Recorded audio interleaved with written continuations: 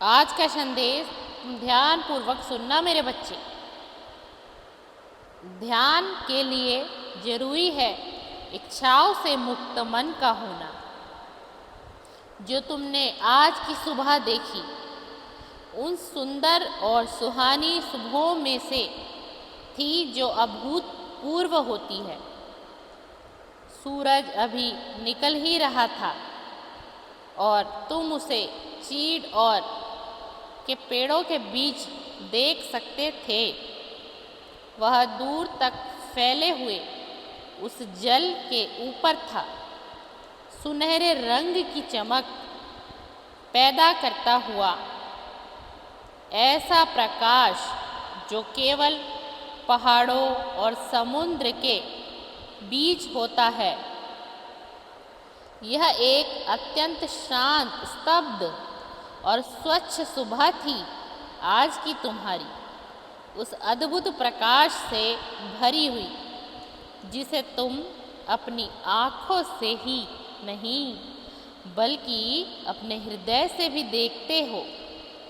और जब तुम इसे देखते हो तो आकाश पृथ्वी के बहुत निकट होता है और तुम उसके सौंदर्य में खो जाते हो बच्चे।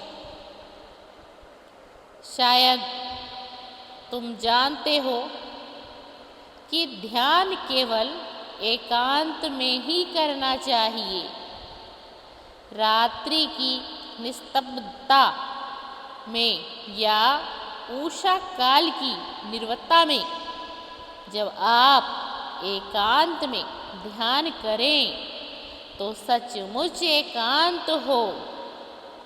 इस एकांत का आगमन तभी होता है जब मन विचार से मुक्त हो जाता है, जब मन में तुम्हारे कोई प्रश्न ना हो, जब मन में तुम्हारे कोई गलत विचार ना हो, जब तुम्हारे मन में किसी के भी प्रति द्वेष की भावना ना हो, बदले की कोई भावना ना हो बच्चे।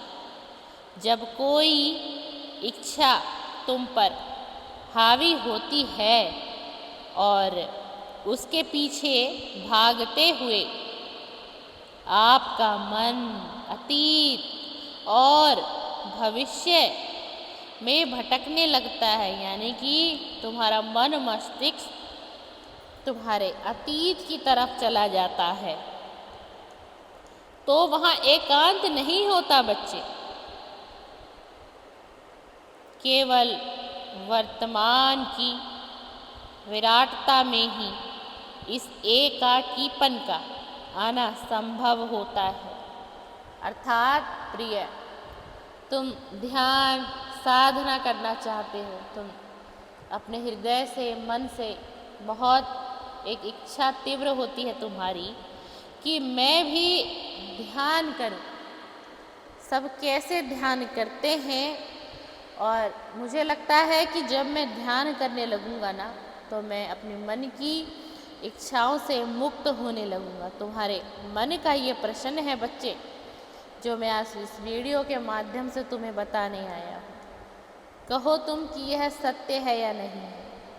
तो जब तुम अगर ध्यान करना चाहते हो, ध्यान के लिए तुम्हारी इच्छाएं बढ़ रही हैं, तो उस ध्यान के लिए तुम्हें एकांत वातावरण भी चाहिएगा। जिस ध्यान में तुम परमात्मा से और ईश्वर से संबंध बनाओगे, धीरे धीरे तुम्हारा संबंध विधाता से बनने लग जाएगा। लेकिन उसके लिए तुम्हें ध्यान का सहारा लेना पड़ेगा। उसके लिए तुम्हें एक एकांत चाहिए जिससे कि तुम परिपूर्ण तरीके से बच्चे अपने ध्यान में सफलता को प्राप्त कर पाओगे, एकांत को प्राप्त कर पाओगे। मुझे नहीं मालूम कि तुमने कभी ध्यान किया है या नहीं। तुम कभी एकाकी हुए हो या नहीं। एकाकी होना यानी वह अवस्था जिसमें हर वस्तु से, हर व्यक्ति से, हर विचार और वासना से बिल्कुल दूर तुम्हें होना पड़ेगा। तुम केवल अपने संग होते हो।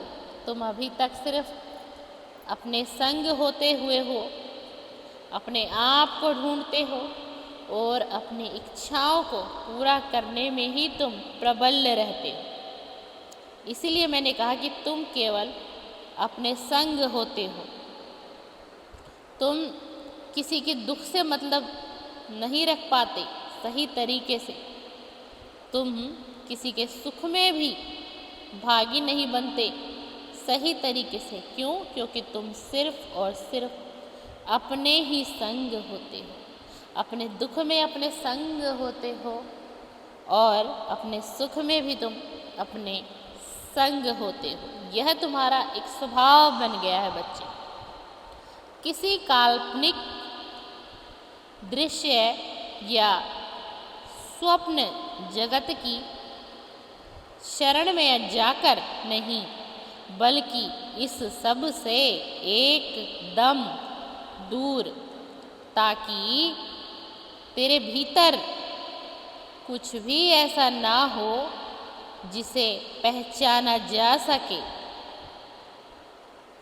जिसे तुम विचार और भाव से छू सको। इन सब से इतनी दूर की इस पूर्ण एकांत में मौन ही एकमात्र फूल बन जाता है बच्चे। मौन ही ज्योति बन जाती है। केवल ऐसे ध्यान में प्रेम का अस्तित्व होता है। इसे प्रकट करने की चिंता मत करो। यह स्वयं अपने को प्रकट करेगा। इसका उपयोग ना करो।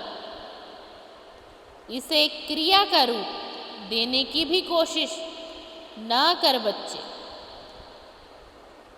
यह स्वयं क्रिया करेगा और जब यह क्रिया करता है तो उस क्रिया में कोई पछतावा, कोई अंत विरोध नहीं होता बच्चे।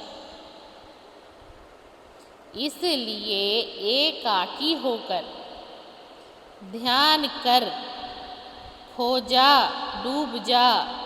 इतना याद रखने की भी कोशिश ना कर कि तुम कहाँ थे।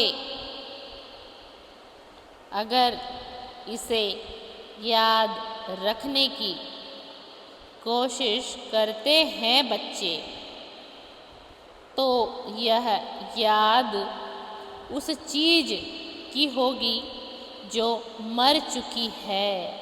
तुम ध्यान से सुनना इस पूरे संदेश को, अंत तक सुनना, पूरा सुनना।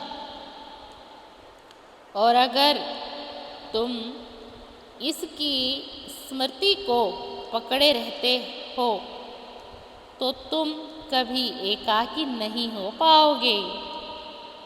इसलिए तुम अनंत एकांत में, प्रेम के सौंदर्य में, निर्दोषता और नूतनता में डूबकर ध्यान करो। तब जो आनंद मिलेगा वह स्थायी होगा। अगर तुम इसे याद रखने की कोशिश करते हो तो उस स्थान में जाकर ध्यान करो जहाँ तुम पहले कभी गए ही नहीं थे। वह जगह, वह स्थान तुम्हारे लिए एकाकी बनेगा और वह स्थान तुम्हारे लिए अति प्रबल होगा। अर्थात मेरा कहने का ये है अर्थ है बच्चे कि तुम एक एकांत को ढूंढो जहाँ तुम्हें अपने प्रश्नों का भी उत्तर मिलेगा। वह विधाता, वो परमात्मा तुमसे संपर्क बनाएंगे। जब तुम ध्यान करोगे, तुम्हारे उस ध्यान में तुम्हारे सभी प्रश्नों के उत्तर तुम्हें स्वयं वो विधाता, वो परमेश्वर तुम्हें देंगे और वो तुम्हें ज्ञान भी देंगे, बुद्धि भी देंगे, तुम्हारे भाग्य को भी प्रबल करेंगे, जिससे कि तुम्हारा एक अच्छा भाग्योदय का वर्णन इस सृष्टि पर तय हो। इस सृष्टि पर दया हो, इस सृष्टि पर दया हो।